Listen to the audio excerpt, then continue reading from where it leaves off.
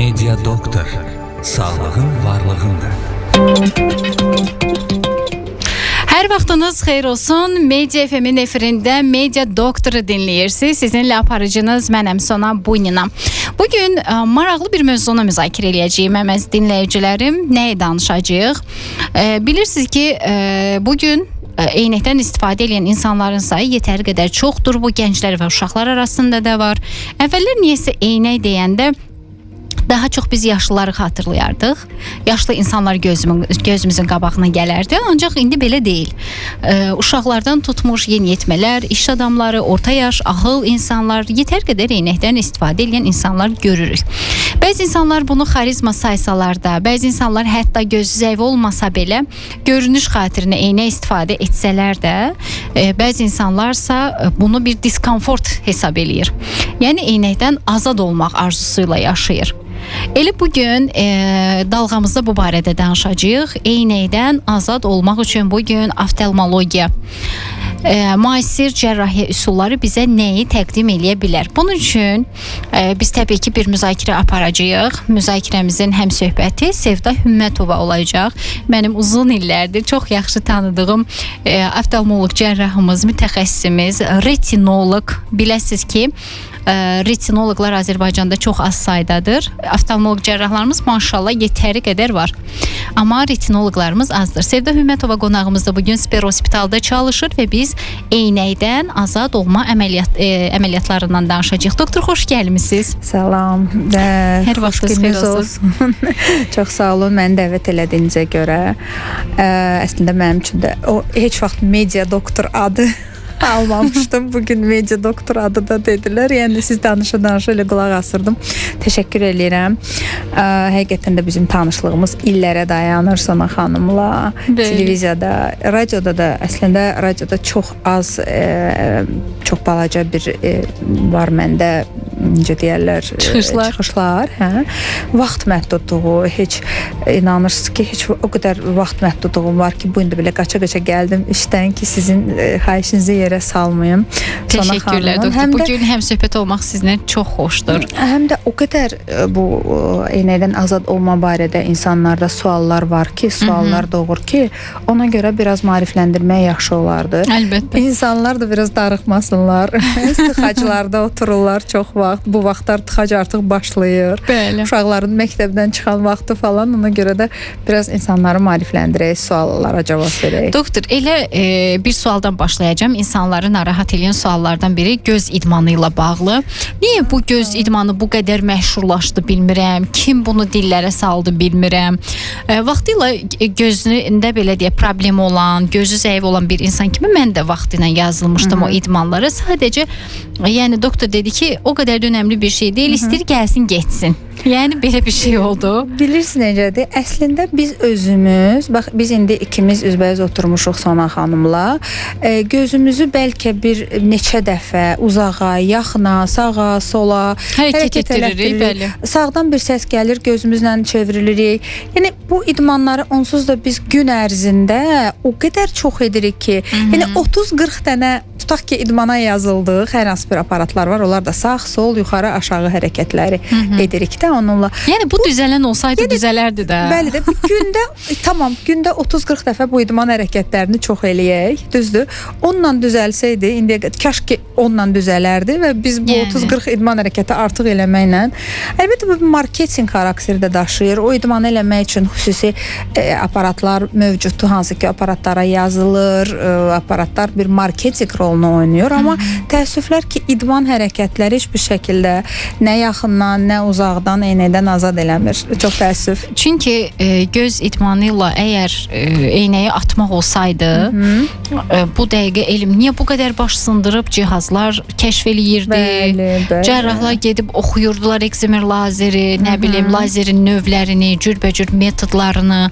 Niyə cihazlar gündən-günə təkmilləşib fərqli cərrahiyyə aparatları, cihazları gəlirdi? Ona görə mən dedim ki, kaş ki bu idmanla düzələrdi. Yəni bu nə gözümüz gözümüzü qaçırtmaqla, nə gözümüzü trenajora aparmaqla sağa sola hərəkət alınmır. etdirmək, dairələr əslində bilirsiniz necədir? Nəyə görə insanlar o çox vaxt iPad, gadgetlərdən istifadə edən insanlarda başlayır görmə zəifliyi. Çünki biz gözümüzü hərəkət elətdirmir. Normada insan uzağa, yaxına eyni qədər baxmalıdır və yaxına çox baxanda günün çox hissəsini yaxından istifadə eləyəndə əlbəttə ki, zəiflik də yaranır. Zəifliyin yaranma səbəblərindən də biri elə budur. Amma təbiətən biz daha çox uzağa baxmağa hədəfli canlılarmışıq. Əslində Belə həm deyirlər yaxına, həm bəzən. uzağa baxmalıyıq və bu bizim göz içi əzələlərimizin funksiyasıdır. Yəni bu zaman bizim göz içi əzələlərimiz genəlir, daralır və biz ona görə məsələn, əgər gecə görməsini götürsək, tutaq gecə görməsindən gündüz görməsində də fərq var.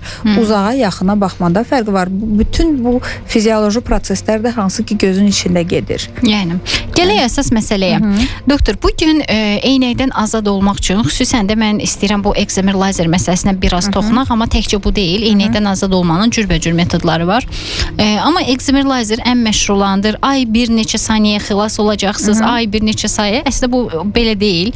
Bu yəni biraz ay doktor, ora qədər hələ nə qədər hesab kitab işləri var, ölçü işləri. O mənada əməliyyat çox rahatdır və tezdir. O saniyələr bilirsiniz nədir? Lazerin gözə işləmə müddətidir. Bəli, lazerin gözə bu çox verdiyi. qısadır. Razıyam sizinlə. O lazer görünməz olaraq gözün üzərində hansı ki o belə deyək də o görünür və işini görür. Belə tatu kimi də effekt, amma tatu deyil əlbəttə ki bu. Yəni o özü, o proses özü aparır, yəni saniyələr, amma əslində düz deyirsiniz. Ümumiyyətlə, mən eynəkdən azad olma əməliyyatı deyəndə bunu tək ekzemir lazerin üzərinə qoymuram. Çünki burada yaş faktoru var, burada göz. Olar olmazlar var. Olar olmazlar var. Biz çox vaxt soruşurlar, doktor neçə yaşında? Konkret tipik 18 və 40-45. Niyə görə 40-45 deyirik? Çünki 40-45 arası da bəzən normativlər olur ki, mən məsələn 42 yaşında da biz həkimlər edə bilərik. 43-də deyil. 40-45 üzərində artıq ekzemir lazer olunmur. Nəyə görə? Olunmur? Niyə olunmur? Bu çox yaxşı sualdır. Bunun pasiyentlərimiz də verir. Bu zaman göz içi mərcimələr, göz içi mərcələr, yəni büllur başlayır artıq büllurda qocalma prosesləri getməyə. Mirvari suyu gəlir. Mirvari suyu gəlməsə belə, büllur artıq başlayır qocalmağa. Saçımız kimi, dərimiz kimi. Və ondan da başqa, Elə bu dəyişikliklər getdiyinə görə ekzemir lazer yaxını sağlamır. Ekzemir lazer uzaq görməni, yəni 40 üzəri insanlarda artıq normal fizioloji olaraq yaxın pisləşir. Bu tutalım 15 yaşında insan əməliyyat olub ekzemir lazer və yaxud 25 yaşında və yaxud 35 yaşında, bu insan da 40 yaşından sonra yaxın eynək taxacaq. Hətta olur bəzən həkimə müraciət edirlər. Məsələn, mənim şəxsən özümə müraciət edirlər ki, doktor, mən 5 il öncə tutalım, 35 yaşı var, 5 il öncə ekzemir lazer əməliyyatı olmuşam. Mənim yanıma niyə gəlmisən? Soruşuram. Öz həkiminə get də, falan kəs əməliyyatı. Adı, familiyası ilə deyir. Deyirəm, niyə mənim yanıma gəlmisən? Deyir ki, mən ona görə gəldim ki, axı mən 5 il keçib də, nə keçib ki üstünə, mən yaxını pis görürəm. Mən izah edirəm, əməliyyatda heç bir problem yoxlayırıq gözü, görürük ki, uzaq 100% görmə və izah eləyirik xəstəyə ki, sənin gözündə, əzizim, çox normal, gözəl əməliyyat keçib, sənin buynuz qışanda ki, vəziyyəti yaxşıdır. Hətta bir keratotopoqrafiyada eləyirik, gözün şəkil çəkilir və bu normal bir haldır. Bu 40 yaşından sonra artıq sən yaxını başlayırsan pis görməyə. Yəni bunun ekzemir lazerlə əlaqəsi yoxdur. Bunu deyə dinləyicimizə. Sadəcə ekzemir lazer əməliyyatı 40-45 yaş üzəri artıq biz onu etsək belə xəstə yaxından, tamam, əgər cavan vaxtı məlumdur ki, mioplar və yaxud hipermetroplar və yaxud astigmatlar, onlar həm, məsələn, hipermetroplar həm yaxını, həm uzağı pis görürlər. Biz o zaman əməliyyat elədiyimizdə buradan yaxın faktoru qalxır. Çünki o yaxın fizioloji hal deyil, normal bir hal deyil. Doktor, olmazmı ki, məsələn, o ekzemir lazerdə uzaq üçün elədiyiniz əməliyyatlarda da bunu eləyəsiniz? Ekzimer lazerdə uzaq əməliyyat. Bilirsiniz, Ki məsələn yaxını da görsün, həmişə yaxını da görür. 40-45 yaşına qədər həmin xəstə Yox, yaxını da gələcək yaxşı üçün görür. deyirəm bunu. Məsələn, məndə artıq yavaş-yavaş başlayıb. Hiss edirəm Tamam, ki, o yaxına artıq- görmə zəifləyir. Sona xanım, o artıq bizim söhbətimizin ikinci hissəsidir. Demirəm qocalıram, ha. Heç bir şəkildə qocalmırıq, cavanlaşırıq. Estağfurullah, yəni siz həmişə gözəlsiniz Sona xanım. Siz də doktor. Və siz Bir-birimizə əslində kompliment edirik iki Əslində, xanım. bəli, əslində Sona xanım deyəndə ilk mənim nəzərimdə bir həkim verilişi, doktor verilişi aparan xanım canlanır. Və həqiqətən də doktor. radioda olduğunuzu bilmirdim. Deyəndə ki radioya o qədər yəni belə sevindim ki bir də Sona xanımla bizim həmişə mənə bu verilişin redaktoru yoxsa necə deyirik, rejissoru necə deyir, redaktor deyəndə ki Sona xanımla hazırlaşarsınız. Mən dedim ki Sona xanımla hazırlaşmağa ehtiyac yoxdur. O qədər spontan gəlir ki. Buna həmişə Sona xanım da mənə deyirdi ki, doktor sizdə fərqli olur veriliş. Spontan elə yağ kimi gedir, heç hazırlaşmağa ehtiyac yoxdur. O ki qaldı sizin indi artıq yaxın. Əslində məndə də var bu problem.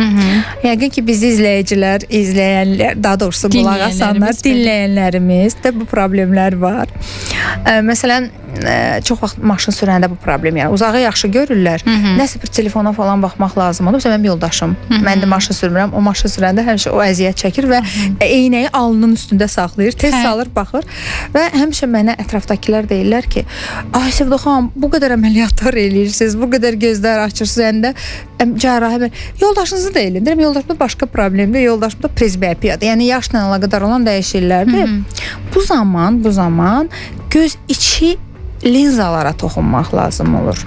Və el arasında göz içi linzalar deyə, yəni ki, əməliyyat elətdirdim, gözümün içində. Doktor, bəzən bilirsiniz nə düşünürəm? Deyirəm peşmanam. Niyə görəsən daxildən linza qoydurmadım? Yox, baxın, heç bir özünə güvənən həkim, işini bilən həkim qoymazdı mı mənə 45 yaş linzanı? heç bir halda. Birincisi, sizin o linzanız Allah tərəfindən sizə verilən, hamımıza verilir də, onadan niyə olanda. tərpədirsiniz? Şəffaf linzadır. İndi də o linza şəffafdır. Bu dəqiqədə o linza şəffafdır. Yəni o linzaya dəymək olmaz. Yəni o linza sağlamdırsa, o bulur bulanmayıbsa, mirvaris orada əmələ gəlməyibsə, heç bir şəkildə o linzaya dəymək olmaz. Amma müəyyən yaşdan sonra ki, orada artıq sklerotik dəyişikliklər başlayır. Qocalma başlayır. Bu zaman o linzanı dəyişə bilər. Orada da bir neçə cür əməliyyatlar var. Linzaya dəymədən gözün önünə bizim elmi dildə fakik yol deyirik ona, amma el arasında göz içi linza. Linzanın önə blura dəymədən gözün içinə linza qoyulur. Əslində mən bilirsiniz ki, mənim əsas sahəm göz dibi cərrahiyyəsidir. Bəli. Mən bu əməliyyatları sevmirəm. Get eynəyini tax. Uzağı əla görürsən, 100% görürsən, düzdür? Get eynəyini tax. Ay doktor, vallahi onun diskomfortu şəxsən mən deyim. Mən eynəyimi sevə-sevə taxmışam. Uşaq yaşlarımdan taxmışam eynək. Bilirəm. Və çox da sevə-sevə taxmışam. Heç vaxt bunu özümə kompleks eləməmişəm. Hətta sinif yoldaşlarım belə bəzən mənə zarafat edirdilər ki, bilirsiniz də, bu dörd göz söhbəti. İndi yoxdur o zarafat bu arada.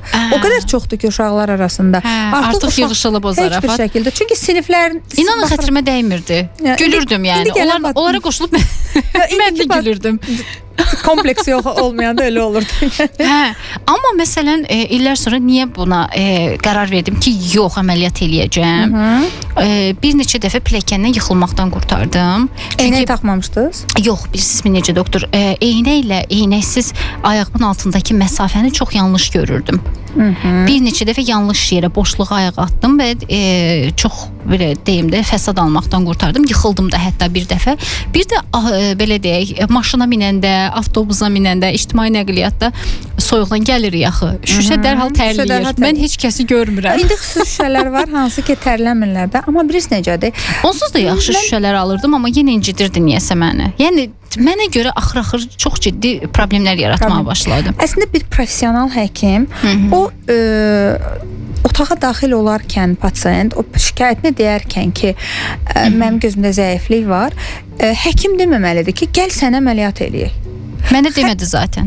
Bilirəm. Mən özüm dirəşdim. Dedim, doktor, mən əməliyyat istəyirəm. Ümumiyyətlə elə pasiyent özü istəyəndə mən özüm izah edirəm. Bəzən olur. Elə buna görə də sığortaya düşməyib. Bunu deyək. Eksemer lazerlər məhz buna görə kosmetik prosedur olduğu üçün sığortaya düşməyib. Bu arada sığortadan danışacağıq fasiləmizdən sonra. Doktor, qısa bir fasiləmiz var. Doktorla əlaqə saxlamaq istəyən dinləyicilərimiz 055 217 0202 nömrəsi ilə əlaqə saxlaya bilərlər. Sevdə xanım Spero Hospitalda çalışır. Qısa bir fasilə sonra davam edirik. Media Doktor davam edir. Media FM-in efirində Media Doktor davam eləyir. Bu arada dinləyicilərimizə demək istəyirəm ki, əgər suallarınız varsa ya da hər hansı bir mesajlarınız varsa bizə ünvanlaya bilərsiniz. Zəng etmək istəyən dinləyicilərimiz 055 999 1055, WhatsApp nömrəmizdən yazmaq istəyən dinləyicilərimiz isə 070 515 1055 nömrəsi ilə əlaqə saxlaya bilərlər. Sevdə Hümmətova studiyamızın qonağıdır. Oftalmoloq cərrahımız Spero Hospitalda çalışır. Bu arada Azərbaycanda çox barmaqla sayılacaq göz tipi cərrahiyyəsi ilə məşğul olan peşəkar cərrahlardandır. Adətən bu şəkərli diabetin ağırlaşmalarında və sair insanların sözün əsl mənasında əl-əl gəzdikləri cərrahlardır. Çünki bu cərrahiyyə birbaşa beyinlə əlaqəli olduğu üçün hər oftalmoloq bu əməliyyatları etmir. Sevdə xanım məhz həmin cərrahlardandır. Bu da diqqətinizdə olsun. Sığorta ilə işləyir. Amma bizim bugün danışdığımız sırf eksemer lazer əməliyyatlarına bu aid deyil. Çünki eksemer lazer əməliyyatları sığortaya girmədi. Çünki bunlar estetik sayılır. Yəni insanlar istəsə eləyər, istəməsə eləməz. Çünki bunların öz seçiminə bağlı olan bir şeydir. Vacib deyil yəni. Elə bu barədə danışırdıq, orada qalmışdıq. Yəni pasiyent çox müraciət edirlər sadəcə zəifliklə bağlı. Hətta öz gözlərində zəifliyin olduğunu belə bilmirlər və müayinə vaxtı 5%, 10% görmə və korreksiya ilə gəlib 100%-ə çatır və o zaman əslində həmən heç əməliyyat eləmək də olmaz. Lap yaşı uyğun olsa da, buynuz qişasının qalınlığı uyğun olsa da, pasiyent bir müddət eynəyə taxıb. O bayaq dediniz ki, mən gəzəndə o çox vaxt astigmatlarda olur və yaxud da yüksək dərəcəli ölçülərdə olur. Ümumiyyətlə bilirsiniz necədir? O düzgün eynək təyin olunanda, o düzgün eynəkdə olmur o şikayətlər, o xəstələrin hansı ki o deyirlər, ayağımı görmədim, pləkanlarda, xüsusən pləkanlarda düşəndə, hətta uşaq vaxtından eynək taxmayanda da, uşaq vaxtından eynək taxmaq lazımdır. Məsələn, mənim qızım 2 yaşından eynək taxırdı. Mən uşaqlıqdan bilməmişəm. Çünki elə bilmişəm, elə belə görmək lazımdır. Normalı bilmədiyi üçün insan. Çox vaxt problem də ondadır.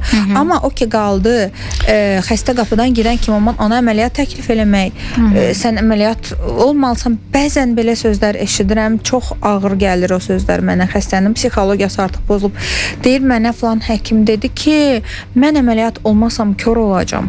Və bunu yoxlayan zaman, hansı ki, eynə ilə idarə eləyə bilər. Eynə taxmaq istəmirsə, tutaq ki, idmançıdır, idman növünə məşğul, kontakt linzadan istifadə eləyə bilər. Bu seçimləri artıq seçməyəndə artıq əməliyyata müraciət eləyə bilər. Amma doktor, sizə bir şey deyim. Yəni, mən eynəkdən istifadə edən bir insan kimi bu rahatlığımı heç nəyə dəyişmərəm. Hamı deyir onu. Yaxşı ki, yəni əməliyyat olmuşam. Düzdür, əməliyyatdan sonra öz səhhətimə bağlı olaraq bir fəsadlaşma yaşadım. Cərrahımla heç bir əlaqəsi yox idi. Danışmışdım sizə, bilirsiniz, flebin qopması var idi məndə. O da toxumalarımda biraz məndə sağalma prosesi gec getdiyi üçün mən əslində cərrahımı incitdim. Cərrahım məni yox.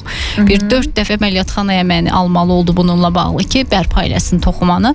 Amma şükür Allaha, bugün çox yaxşı görürəm, heç bir problemim yoxdur. Yəni, göydə Allah, yerdə cərrahlarımıza təşəkkür ki, bugün belə əməliyyatları eləyirlər. Əllərinizə sağlıq, doktor. Əslində, məsələ ondadır ki, bu əməliyyata tam uyğun olan göz tam şəkildə əməliyyata gedə bilər. Əməliyyatdan sonraki xəstələrin dedikləri o qədər möhtəşəm olur ki, hətta... Ay, doktor, mən sizə danışım. Əməliyyat sonrası bilirsiniz mi nə oldu? Masadan dərhal qalxanda qapının ağzında cərrahım çevrilmişdi, mənə baxırdı, mən onu gördüm. Yəni, onun gözlərini gördüm, üzünün mimikasını normalda görmürəm axı. Mən hətta 30 santim belə o yanı mən görmürdüm. Məndə artıq mənfi 7-yə yaxınlaşmışdı, 6.70 yaş nə qədərsə idi. Yəni çox idi məndə görmənin zəifliyi.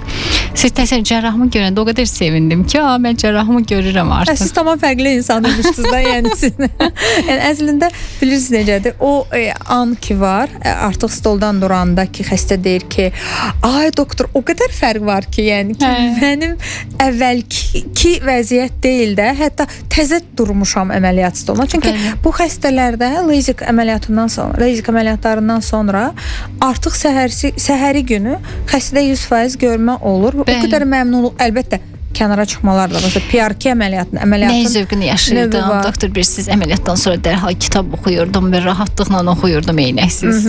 Eynəksiz, əslində mənfi 7-lər eynəksiz oxuya bilmirlər, amma mənfi 3-lər, mənfi 3, mənfi 2, mənfi 1. Ona görə də əslində xəstədə əgər mənfi 0.75, mənfi 1 kimi nömrələr varsa, mən onlarla danışıram. Deyirəm ki, bax, mən səni əməliyyat eləmək istəmirəm. Sən əməliyyat olmasan daha yaxşı olar. Çünki sən sabah 40 yaşından sonra bax, sənin böyük bir ruslar demiş, preimущество, üstünlüyün var ki, sən əməliyyat olmasan da 40 üstüdə hamı kimi 40 yaşında yox, 50 yaşında taxacaqsan, 55 yaşında taxacaqsan eynək. Və sonra məsələn diş həkimlərimiz, mənim bəlkə buradan bəlkə də qulaq asırlarsa, çox mənim imtina elədiyim şəxsi öz diş həkimim, ondan sonra ətrafımda olan diş həkimləri, pasiyentlərim, diş həkimləri, hansı ki mən müayinə vaxt tanış olmuşum, mən onlara əməliyyat eləmirəm. Əlbəttə mənfi 7-dən, mənfi 9-dan, 5-dən söhbət getmir. Çünki onlar onların işi bütün gün ərzində, məsələn, gelir stomatoloji kabinetə saat 9-da, axşam saat 9-da çıxan həkimlər var. Bəli. Və onların işi yaxınla və mənfi 2, mənfi 3 olan rəqəmli pasiyentlər yaxını ideal görürlər. Yaxını lupa effekti görürlər. Hətta o nömrələrdə bəlkə həkim biraz unutqanlıq edər, əməliyyatdan öncə unudubsa demək ki, bax, yaxını əvvəlki görməyin patoloji idi ya, sən lupa effekti idi, o gedəcək. Normal görünüş olacaq. Unudursa həkim onu, əməliyyatdan sonra gəlir, doktor, ideal, əla, maşın sürə bilirəm, avtobusun nömrələrini görürəm, qəşəng görürəm, amma yaxın pisləşib. Əslində yaxın pisləşməyib, yaxın normala dönüb. O insanlarda sadəcə lupa effekti var və o şüa sındırma, hər şeydə bu fizikaya əsaslanır ki, orada bir şüa sındırma məsələsi var, yüksək miyoplarda və yaxud orta. Ona görə də seçici olaraq xəstəni seçmək çox önəmlidir. Xəstə gələn kimi, pasiyent gələn kimi, xəstə sözü demək istəmirəm, sevmirəm o sözü, çünki pasiyent də, onlar da insandır bizim kimi və o qədər oftalmoloqlar var ki, göz əməliyyatları olan. Bəzən deyirlər ki, falan doktor eynək taxır. Elə yaxşı olsa özü eləyər, elə deyil. Mən sizə bəlkə bir 10 oftalmoloq sayaram ki, ad familiyasını verilişdən sonra. Mən də tanıyıram. Hansı ki, yetər qədər əməliyyat olunan cərrahlarımız var. Məsələn, məndə də bəlkə mənfi 6, mənfi 7 nömrələr olsaydı, mən o qədər əməliyyatların əleyhinəyəm. İstər plastik əməliyyatları olsun, istər çox əleyhinəyəm və bıçaq özümə qarşı o bıçağı sevmirəm. Əlbəttə insanda problemlər ola bilər, hansısa kosmetik, amma o görünüşlərə belə mən dəyməyi sevmirəm. Ona görə də seçici olaraq xəstədə o qədər seçirik xəstəni, xüsusi olaraq, yəni sonra mənim sahəm göz dibi problemləri. Mütləq şəkildə o əməliyyata gedən insan göz dibini yoxlamalıdır. Göz dibində problemlər ola bilər, ciddi problemlər ola bilər və bu ciddi problemlər həll olunmasa ekzimer lazer lazik əməliyyatları deyək də, bu əməliyyatlardan öncə orada bir müalicə, tutaq ki, bir prosedur aparırıq orada, torlu qışa nazidir, normadan incədir, onu bərkitməliyik. Bu zaman biz ilk növbədə onu müalicə edirik, sonra lazik. Buna baxmayanlar var, bunu nəzərdən qaçıranlar var. Mən buradan hətta mənə eşidən həkimlərə belə üzümü tuturam. Yəni siz göz dibi cərrahı olmaya bilərsiniz. Cərrahi ilə məşğul olmaya bilərsiniz, amma ən azından torlu qışanın vəziyyətinin haqqında məlumat olmalıdır sizdə. Torlu qışanın incə yerləri var, degenerasiyaları var. Onlar mütləq lazik əməliyyatlarında öncədən müalicə olunmalıdır. Lazer olunub bərkidilməlidir. Doktor, şəkərli diabet dediniz, mən bu sualı sizə vermək istəyirəm. Məsələn, bugün şəkərli diabetdən əziyyət çəkən yetər sayda gənc insanlar da var. Artıq bu yaşlı nəsil arasında deyil təkcə. Həmin insanlar ekzemerə gedə bilirmi? Yox. şəkərli diabeti olan insanların nə vaxtsa gözlərində problem olacaq, nə qədər normal şəkəri saxlasalar belə. Ümumiyyətlə lazik əməliyyatları tam sağlam göz üçün. Yəni problem ancaq refraksiyadır. Problem ancaq eynək məsələsidir, eynək problemidir. Diabetik xəstələrini şəxsən mən əməliyyat eləmirəm. Çünki sabah onların göz diblərində problem yarana bilər. Artıq problemi olana ümumiyyətlə dəymirik. Problemi olmayanda da orada da bir seçicilik var, seçici yanaşırıq və gənclərdə olan çox vaxt tip 1 diabet elə aqressiv gedir ki, elə çünki onların bədənində insulin hormonu yoxdur, onlar xaricdən onu qəbul edirlər və aqressiv şəkildə göz dibi dəyişiklikləri gedir. Diabetik retinopatiya çox aqressiv şəkildə. O insanlar əgər düzgün müayinə olunmayanda, düzgün müalicə olunmayanda onlar görmələrini həddən artıq tez itirirlər. Və müraciətlər olub, mən imtina eləmişəm əməliyyat eləməyə, artıq orada əməliyyatın bir mənası olmayıb və bu zaman bu xəstələrdə refraksiya, o problem qalsın kənarda, mən durub refraksiya məsələsini həll edeyim heç bir şəkildə.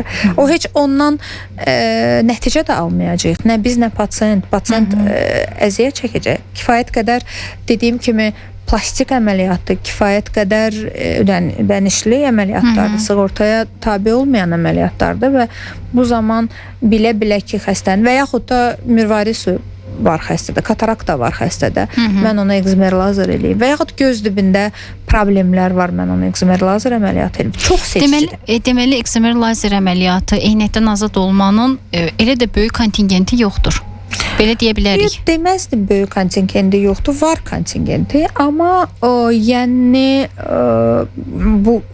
bugün olmazsa olmaz yanaşmalar var. Minlərlə əməliyyata gedən xəstələr var. Hər bir klinikada, şükür Allaha, indi hər bir klinikada çox müasir aparatura, təchizat var. Hansı ki, bu əməliyyatlar olunur. Əvvəl yox idi. Əgər biz, məsələn, 15 il öncə qayıtsaq, hər klinikada yox idi. Tək-tək klinika var idi ki, bu əməliyyatlar. Onda daha seçici idi. Ümumiyyətlə, tip inkişaf eləyə-eləyə elə ekzimer lazer əməliyyatları da inkişaf eləyir. İndi əməliyyatların növləri var. Lazik, non-touch, PRK, FEMTO, yəni bunlar hamısı əməliyyatın növləridir. Burada ekzimer lazerin növüdür. Və bu lazerin əməliyyatların isə növləri fərqlidir. Çox maraqlanan xəstələr bilirlər. Bəzən xəstə əməliyyat, yəni müayinəmə gələn zaman məndən soruşur ki, doktor, siz gözümü nə eləyəcəksiniz? PRK eləyəcəksiniz, yoxsa non-touch olacaq, yoxsa FEMTO olacaq? Yəni bunlar da seçicidir. Bu da. Amma 18-40-45 yaş arası qrupu götürsə, çox böyük, hər bir xəstədə göz problemi çıxmır ki. Hər bir xəstədə buynuz qışa incə deyil ki. Yəni, o da bir seçici olaraq çox az bir qrupdur. Aydındır. Media Doktor'u dinləyirsiniz. Xəbəriniz olsun ki... Xəbəriniz olsun ki, ekzimer lazer əməliyyatlarından öncə gözün topografik deyə bir müayinəsi var. Gözün topografiyası. Bax, bu müayinəni keçəndən sonra məlum olur ki, siz eynəkdən azad olma əməliyyatını keçə bilərsiniz, yoxsa keçə bilməzsiniz.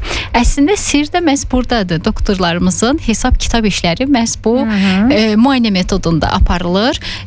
Bəzən elə insanların da həkim yaxşı olsaydı öz əməliyyat eləyərdi dedikləri həmin o həkimlər də bəzən o şanssızlar siyahısındadır ki, həmin əməliyyatdan sonra bəli, cərrahı deyir ki, xeyr doktor, biz sizi əməliyyat edə bilmərik. Bəli, hətta mənim öz şəxsən yoxladığım həkim var ki, hansı ki, mən demişəm ki, əməliyyat olmaz. Mənim öz şəxsən öz bacımın qızı var, hansı ki, indi Türkiyədə oxuyur o. Onun gözündə olmaz.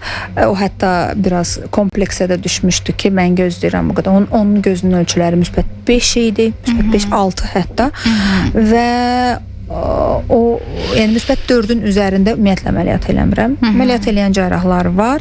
Biz bilirsiniz necə, biz bu əməliyyat zamanı buynuz qışağının ölçüsü ilə oynayırıq. Buynuz qışağının forması ilə oynayırıq. Onu biz dəyişdiririk, dikəldirik və yaxud da çuxurlaşdırırıq. Müsbət 4-ün üzərində olan əməliyyatı eləmək o xəstənin gözünün ölümü deməkdir. Yəni mənim gözlərim ölüb mindi. Sizdə müsbət deyil axı. Sizdə mənfi tip yox, söhbət müsbətlərdən gedir. Sizin əməliyyat vaxtı mən sizi tanımırdım onda. Ondan sonra siz artıq əməliyyat olunmuşsunuz da biz tanış olanda. Deməli, müsbət gözlərdən gedir söhbət. Çünki müsbət gözlərdə əməliyyatdan sonra xəstənin görməsi 100% ola bilər. Amma xəstə o qədər halo effekti yaşayır. Bu insanlar maşın sürə bilmirlər, bu insanlar yazı yaza bilmirlər. Məndə halo effekti çox uzun müddət davam elədi. Sizdə o sadəcə flip, yəni flip nə deməkdir? İnsanlarımız soruşa bilər ki, flip nə deməkdir? Flip odur ki, biz lazik növündə, lazikdə biz bir kəsik əmələ gətiririk və bu kəsik aralanır və balaca bir loskut kimi, yəni elə bil nəyisə kəsir. Tutaq ki, çörəyi kəsdiniz, araladınız, amma qırmadınız da ortadan. O elə aralı qalır və orada problem olub sizdə. O tam qopduğuna görə də o haloları siz yaşamısınız. Amma normal halda heç bir hal, əgər o hesab kitab işləri dediyiniz düzgün aparılarsa, həstələrdə halo effekti olmur. Sadəcə müsbət 4-ün üzərində olanlarda nə qədər hesab kitab işlərini düz aparsanız belə, nə qədər professional bir əməliyyat eləsəz belə, o zaman burada artıq təəssüf ki, halo effekti olacaq xəstələr ya deyir, doktor, yoxlayırıq. Məsələn, olubdur belə əməliyyatlar ki, hansı ki gəlib, həkim gəzirlər. Hansısa bir həkim onu əməliyyat eləyib, həkim gəzir və artıq bizim eləyə biləcəyimiz bir şey yox. Biz təzən ora göz qoya bilmirik, buynuz qışa qoya bilmirik. Deyir 100% görürəm, amma hərflər bir-birinin üzərinə çıxır. Yazı yazanda hərflər bir-birinin üzərinə çıxır. Maşın sürəndə o qədər kruqlar görürəm, yəni dairələr görürəm gözümün önündə. Yəni bu problemləri yaşayırlar və bütün gün ərzində yaşayır bu problemi. Təəssüf ki, biz hansısa bir nəmləndiricilər veririk, qurquluq əleyhinə veririk, o biraz onları sakitləşdirir. Artıq elə xəstələr olur ki, o müsbət 4-ün üzərində olunanlar, hətta psixoloji problemləri olur. Psixoloqa belə göndəririk olaraq.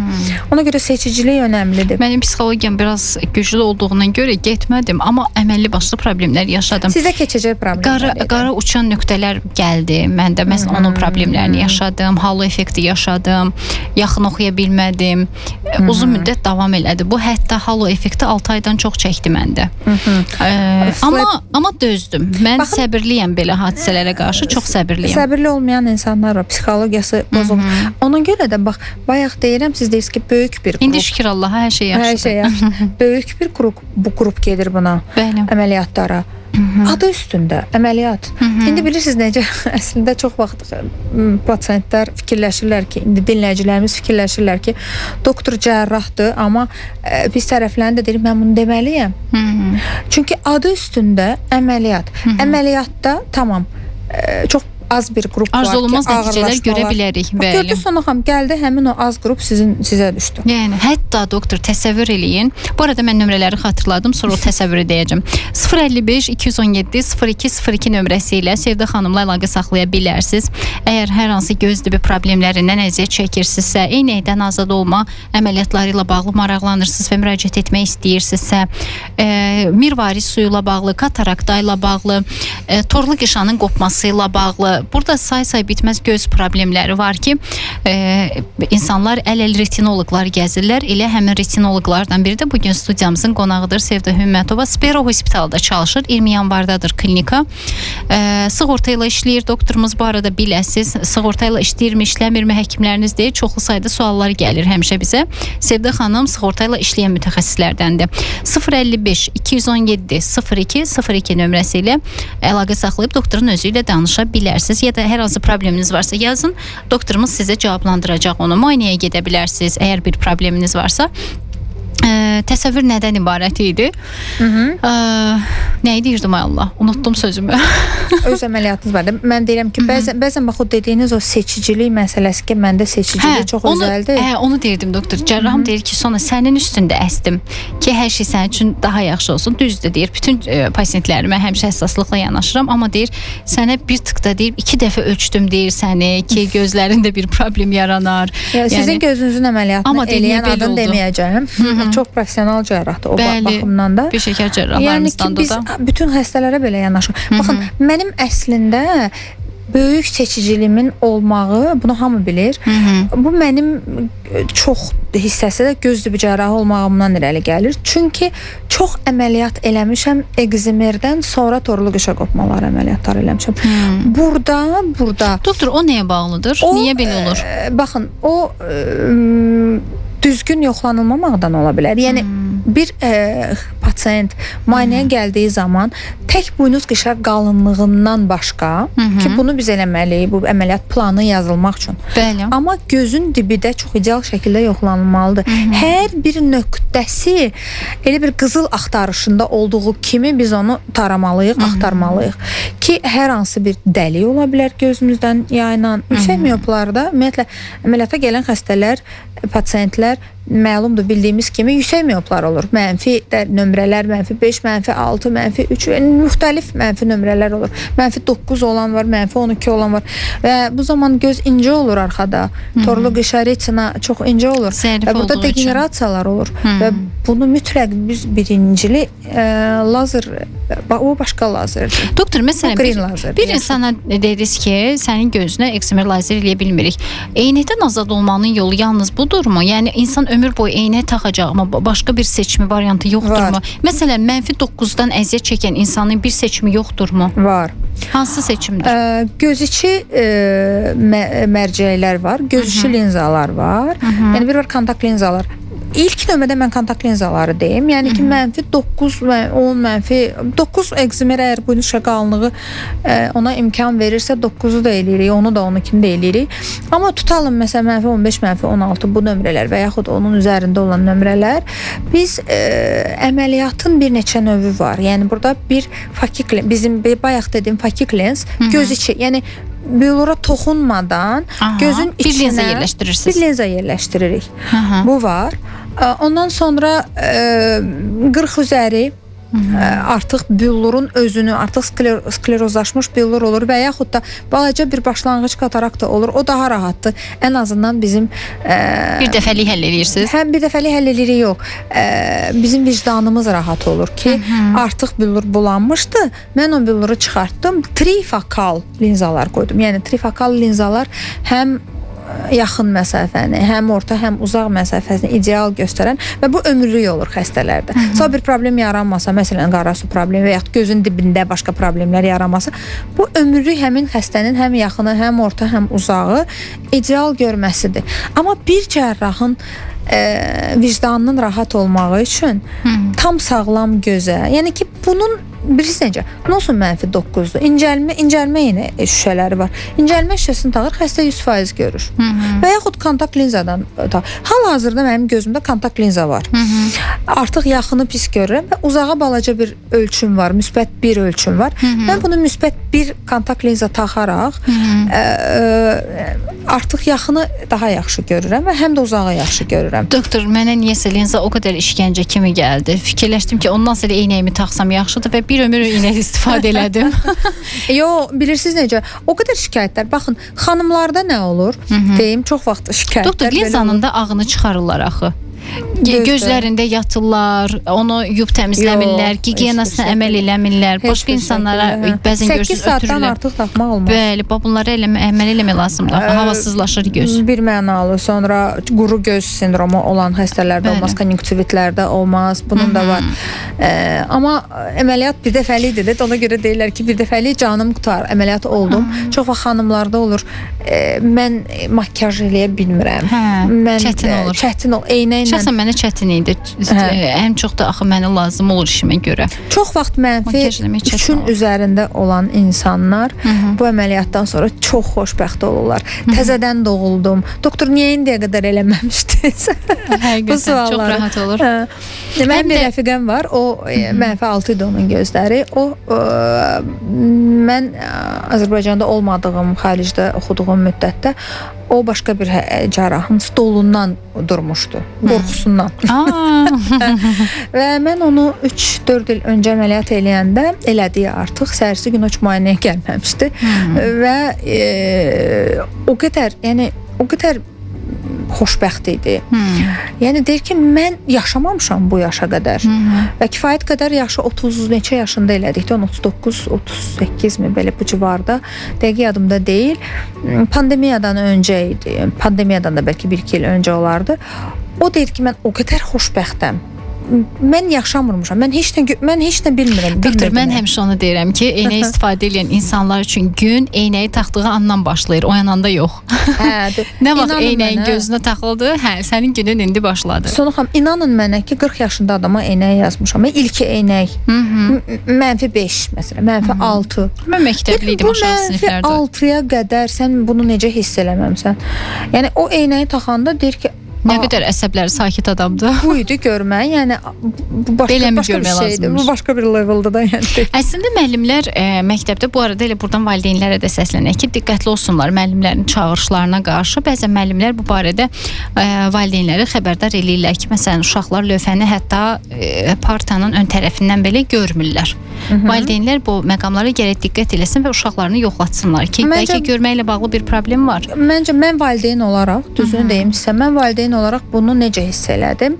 Biz dəniz qırağında televizora yaxından baxır bəzən uşaqlar. Hə, elə yox. Çünki mən çox o yaşda televizora ümumiyyətlə çox az olar. Mən ümumiyyətlə onlar balaca olanda nə televizor, nə kompüter, nə gadgetlərdən qoymurdum istifadə eləməyə və mən onu nə vaxt o televizor nədir deyə bilmirdilər. Bir yaş yarım falan bu civarda olardı. Elə eynəyi də o vaxtdan taxırdılar. Oğlum göydə əkizdirlər özdə olar. Oğlum göydə uçan təyyarəni gördü. Qızım isə başladı axtarmağa. Hardadır? Sən harda gördün onu? Artıq təzə dil açmışlar, tez dil açıblar. O qızım daha tez dil açıb. Maşallah. O dedi, rusca dedi, özdə Somali. O da dedi ki, hanı? Yoxdur, mən görmürəm. Mən dedim, görmürsən də oradan. Həqiqətən də böyük idi. Dəniz qırağında, özdə bilirsiniz də, biz də Bakıdaydıq özdə. Dəniz qırağına yaxın da gəlir. Çox narahat oldum və mən onu yoxladığım zaman həqiqətən də müsbət, nə nömrə desəz var idi. Onda artıq böyüyə-böyüyə, hə, müsbətin mənfiyə. Özü məni bir həkim kimi qəbul eləmirdi. Onu çox möhtəşəm bir kolleqam onu eynəyini təyin elədi. Yazdı, aparata belə oturmurdu, yəni. Həmişə elə olur axı, evdə ana həkim olursa, ana müəllim olursa, bu biraz qəribə olur. Bəli. İndi biraz eynək taxmaqda kapriz eləyir. Hardasa artıq böyüyüb 10 yaşı olacaq, biraz kapriz eləyir, taxmır falan. Uşaqların əksəriyyətində bu yaşanan problemdir. Hə, amma indi məsələn məktəbin, sinifin yarısı əgər eynək taxırsa bu uşaqda bir kompleks həvəslənib taxır. Çox artır indi. Bu arada mənim bugün həmsöhbətim Sevda Hümmətovadır. Spero Hospitalda çalışır. Əlaqə saxlamaq istəyən dinləyicilərimiz 055 217 0202 nömrəsi ilə əlaqə saxlaya bilərlər. Doktorumuz sığorta ilə dişləyir. Bu da diqqətinizdə olsun. Media doktora dinləyirsiniz. Efirimiz davam eləyir. Mənim bugün həmsöhbətim Sevda Hümmətova Spero Hospitaldan. Bu arada sığorta ilə bağlı maraqlanan dinləyicilərimizə deyim ki, doktorumuz sığorta ilə də əməliyyatlar eləyir. 055 217 0202 nömrəsi ilə əlaqə saxlaya bilərsiniz. Bizimlə əlaqə saxlamaq istəyən dinləyicilərimiz zəng nömrəmiz 055 999 1055, WhatsApp nömrəmiz isə 070 515 1055-dir. Bugün biz nədən danışırıq? Eynəkdən azad olma əməliyyatları xüsusilə dayanırıq ekzimer lazerin üzərində. Çünki ekzimer lazer çox məşhurdur. Bir ekzimer lazer əməliyyatı keçən insan kimi deyə bilərəm ki, qətiyyən qorxmayın. Sizin bu qədər gözünüzdə böyütdüyünüz qədər təhlükəli bir əməliyyat deyil. Hətta baxmayaraq ki, mən ədəbiyyatlarda belə çox cüzi adı keçən bir problemi yaşamışam. Amma yenə də nə yaxşı ki bu əməliyyatı eləmişəm deyirəm. Çünki bəzən görürsünüz ki, eynəklə gəzən insanların çox böyük bir dəhşətə qapıldığını görürəm. Həyəcan, təhlükə hiss eləyirlər. Ay yox, gedəmərəm əməliyyat. Necə yəni mən ayıq olacağam, cihaz işləyəcək. Gözə qətiyyən müdaxilə olunmur, gözə iynələr vurulmur. İnsanların qorxduğu məqamları deyim. Cihaz sizi incitmir, ağrı hiss etmirsiniz. Bir saat öncədən, eləmi doktor? Bir saat yoxsa saat yarım mı? Nə? Ağrı kəsicilər, keydicilər gözə damdırılmağa başlayır. Yox, heç bir şəkildə. O əvvəllər idi. İndi bu da yoxdur. Hə, çox güclü. Elə əməliyyat vaxtı. Əməliyyat vaxtı damla, ancaq damla. Bəli, damcılar olur və salam, yəni qorxmayın. Xəstə özünü heç bir şəkildə sıxmasa, yəni narahat olmasa, heç bir ağrı olmur. Hətta həkimlərimiz deyir ki, məsələn, nahar fasiləsində gəlin əməliyyatınızı olub gedin. O bu qədər rahat və bəsitdir. Mənim xəstələrim, pasiyentlərim olub, mən əməliyyat əməliyyat eləmişəm, işə qayıdıblar. Bəli, işə çox qayıdırlar. iş Yəni adamları rahatdır, olub, qorxmayın həmin və əməliyyatlardan. yaxud da mənə bəzən sual verirlər ki, imtahan verəcək doktor. İmtahana gedə bilirəm, həmin gün gedə bilər, günü sabah gedə bilər. Yəni ki, o elə bir əməliyyatdır ki, Əks göstəriş deyə bilər əksinə, işləri. əməliyyat olan kimi əməliyyatdan sonra elə bir nəticə. Yəni təsəvvür 3% görən göz olur 100%. Yəni Başa düşdünüz? doktor, bir də nəyi soruşmaq istəyirəm sizdən. Məsələn, mən tutalım, elə öz timsalımda dinləyicimin də marağına görə bir sual verəcəm sizə.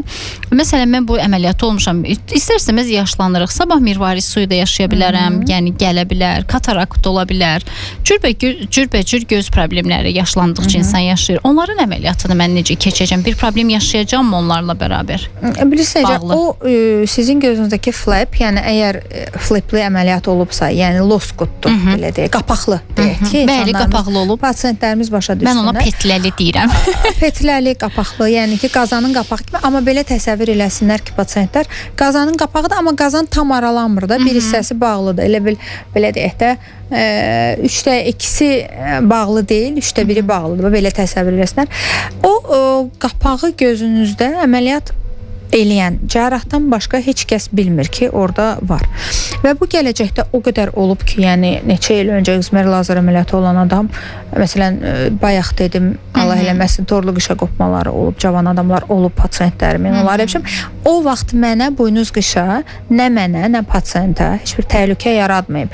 Buynuz qışa şəffaflığı qorunur.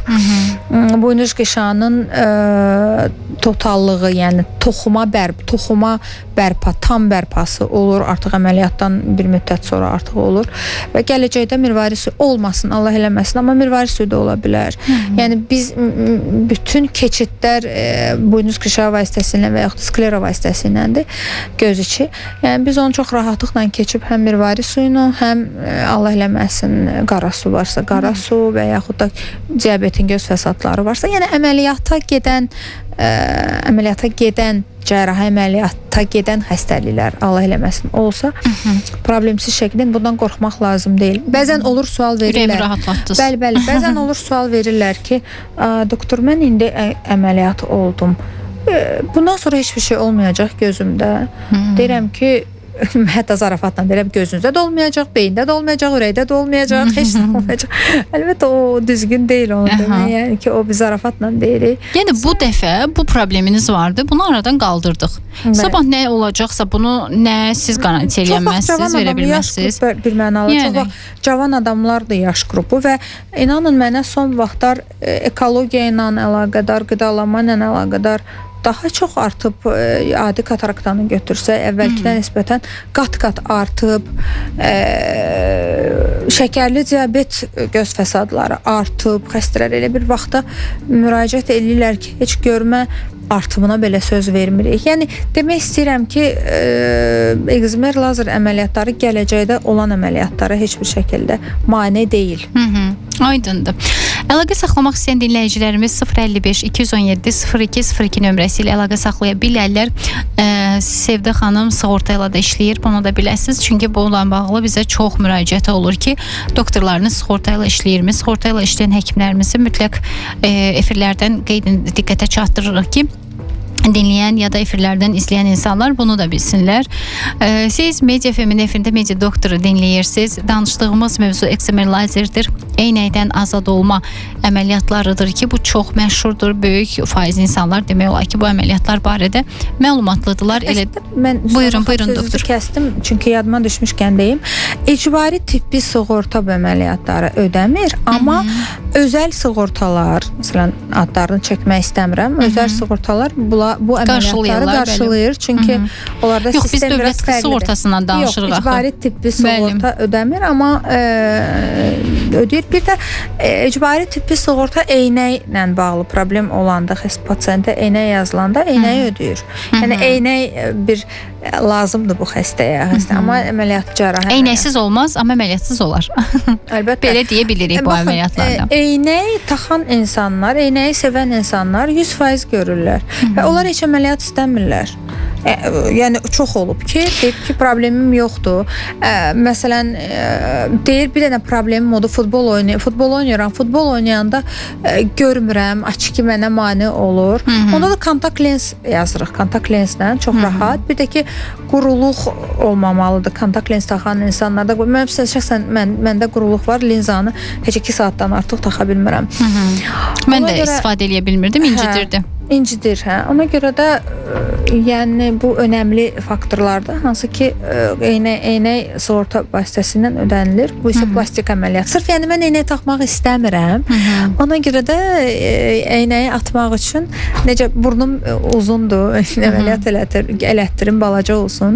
Əslində estetik bir əməliyyatdır. Estetik. Yarı-yarıya. Bilirsiniz, insanın burnunun uzun olmağı onun tənəffüsünə mane olmur. Əgər çəpərəkliyi yoxdursa. Və yaxud da qulağının böyük olmağı, qulağının enli olmağı onun eşitməyinə mane olmur. Və yaxud dodağının nazik olmağı heç bir yemək aktına təsir eləmir. Amma yəni mən qadınlar arasında daha çox yayılan plastik əməliyyatlar hansı ki, heç bir şəkildə illərdir mən ona gəlib çıxa bilmirəm ki, gedim bıçaq altına yatım, uzanım, belə deyək. Bu belə deyil amma. Bu zaman gözün ölçüsünün böyük olmağı görməyə mane olur. Burada bir fokus var. O fokus toplanmır normal toplanacağı yerdə. Bilirik ki, mioplarda gözün önündə, hansı ki, retinada toplanmalıdır. Retinadan öndə və yaxud da hipermetroplarda retinada toplanmalıdır, arxada toplanır. Ona görə də zaten bu lazer özü də ya dikəldir gözü, ya da azaldır qalınlığını da, buynuz quşağın qalınlığını. Ona görə də bu tam plastik saymayaq. Çünki bu əməliyyatlar insanın görməyinə, daha doğrusu bu patologiya da deməyək, yəni refraktiv qüsur deyək. Bu refraktiv qüsur görməyə mane olduğuna görə 50-50 sayırıq ki, yəni plastik əməliyyatlara 50-50-yə də yəni. Eynəyini tax, istəmirsən əməliyyat olmaq, eynəyini tax. Eynək taxmaq istəmirsən, linza. Hə, o halda ki, gözün uyğundur və sən eynəyi də taxmaq istəmirsən, kontakt linza. Əslində kontakt linza ən rahatı, düzünü deyim, eynəkdir. Amma eynək taxmaq istəməyəndə lazer... Həm də doktor, bəzi peşələr var ki, orada həqiqətən də eynək taxmaq böyük bir müşkilə çevrilir. Məsələn? Nə bilim, məsələn... Mən keçdim aparıcı roluna. Hər hansı, məsələn, tutalım bir başlıq geymək məcburiyyətindədirsə insan, tutalım bir fərqli işinə görə bir qoruyucu eynək geymək məcburiyyətindədirsə insan, eynək üstünə bir eynək də geyinir. Bu da belə bir problem yadır. Ya da gözündən düşür eynək. Yəni olur, bəzi insanlar var ki, onlara ciddi diskomfort olur. Düzdür. Doktor, təşəkkür edirəm sizə. Mən təşəkkür edirəm. Dəvətiniz üçün çox xoş oldu. Həmişə kimi. Bizə də çox xoş oldu. Sevdə xanımı çoxdan da görmürdüm və eksemer lazerlə bağlı dinləyicimizə məlumat verdik. Yəqin ki, siz də bildiniz ki, yəni eksemer lazer əslində o qədər də vacib olmayan əməliyyatlardan biridir. Amma eksemer lazerə getmək niyyətiniz və istəyiniz varsa, burada da bir nə sizi təhlükə gözləyə bilər, olarmı, olmazmı, müasir yanaşmalar nələrdir, necə əməliyyat olunur? Bax, bunları da sizin diqqətinizə çatdırmış olduq. Sevdə Hümmətova idi qonağım. Spero Hospitaldan sığorta ilə də doktorumuz işləyir. Biləsiz 055 217 0202 nömrəsi ilə əlaqə saxlaya bilərsiniz. Bu arada sabah yenə də eyni vaxtda sizin dalğanızda olacaq, qarşınızda olmayacaq. Niyəsə efirdə o qədər qarşınızda olacaq demişəm ki, yenə də dalğanızda olacaq. Doktor, təşəkkür edirəm. Çox sağ olun gəldiyiniz üçün və məlumatlandırdığınız üçün. Dinləyicimizə isə təşəkkür edirəm bizi dinlədiyi üçün. Biz ayrılan zaman yekunlaşır. Media FM-də qalın.